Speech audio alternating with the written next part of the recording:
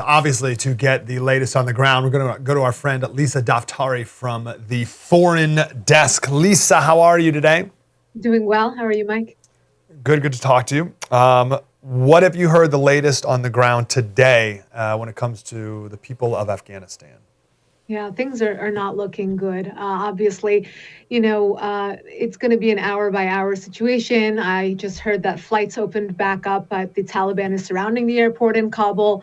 That's going to keep changing. Obviously, we're keeping our eyes on the macro here. What's going to happen in the long run? We're going to have a not just a headquarters, but we're going to have an actual country run by a terror organization that has now inherited weapons, an army, a whole population of people that it will force to fold under its flag. So there are a lot of victims here. There are a lot of people that we're thinking of here. And the biggest question we have is, how did this happen so quickly? How did 20 years of hard work and the main goal really get so diminished so quickly within hours? And that's what we're looking at. Can you think of anything else that we could have done that wouldn't have been so embarrassing and humiliating as what we're seeing now? Absolutely, absolutely. Look, the fact that you still didn't get those Americans out, what we saw on the tarmac, that footage is just an embarrassment. It's an embarrassment to American policy. It wasn't well thought out. It was hectic. It was chaotic, and it obviously put American lives in danger. Not to mention, all these Afghans who helped the American people as well. What we could have done is fortified these assets that we have there. We don't, send a save the date to our enemies and say, we're going to empty out this base first, so you guys can go and raid that base, and then we're going to do this, and then we're going to do that. That's exactly what the Taliban was hoping that we would do, and they followed our footsteps, and that's how we got into this mess to begin with. We could have fortified our embassy. We could have helped the translators. We could have helped the researchers and all the other personnel. These are the things that have to take place before 20 years of our presence there is withdrawn overnight. Amazing. What's your assessment, Lisa, on the Afghan military? I keep going back and forth, and I hear compelling cases on both sides that, first of all, criticizing them as Biden did. Actually, guys, do we have that clip of Biden doing that yesterday, criticizing the Afghans? We plan for every contingency, but I always promised the American people that I would be straight with you. The truth is, this did unfold more quickly than we had anticipated. So what's happened? Afghanistan political leaders gave up and fled the country. The Afghan military collapsed. It's like one of about 5 or 6 times when he blamed the Afghans for not fighting. So I hear that they just gave up whatever.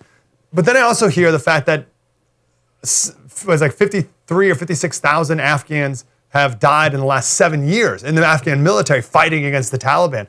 More have died this year. More Afghans have died this year than Americans have died in 20 years. So how do you find that nuance here of, geez, they gave up, guys, you didn't fight for your country, come on, versus, oh no, they were fighting for their country, they just lost. How do you see it? Yeah, look, you think back to just logic, right? And you think, what leader wants to give up his country and flee like a coward? Nobody wants to do that. And if the Afghan president and the military and everyone else believed that they had a chance against the Taliban, I don't think they would have fled. I think they would have fought. You have to remember also, in the past 20 years, it's not as though the Afghans were waiting outside Afghanistan and now they just poured in. They've been this hovering force. They have, obviously had hundreds and hundreds of suicide bombings. They have gone after schools and children and women and, pizza shops and ice cream shops and mosques and weddings. So the Afghan people, the military, the president, they know what threat they're up against. And that they knew that they're not capable of fighting the Taliban when they were on this march to conquer the entire country. The second thing I want to point to is that the American strategy is completely flawed from the get-go. What do I mean by that? But after 9/11, we decided to go into Afghanistan to get rid of this threat, this Taliban threat, that launched the 9/11 attacks. And we did a good job of diminishing that terrorist threat. But what we did was we stayed in order to build their military, in order to build their nation. And that was not part of the job. The job was to eliminate an ideology, not a military. And we didn't do that. And in the last 20 years, we kept maybe their presence limited, or we kept their growth limited, but we never got rid of that ideology. And now what they're able to do is bounce right back. They can recruit more jihadis. They already let out thousands of Al Qaeda and Taliban fighters from the US based prison. Those are all jihadi fighters. So, it's all flushed down the toilet, for lack of a better term, without any thought as to what are we there for? We took our eyes off of the main goal, which again is to fight this awful ideology which spreads so quickly. Wow, that was deep and insightful. I want more of that. Like, Subscribe. Get more.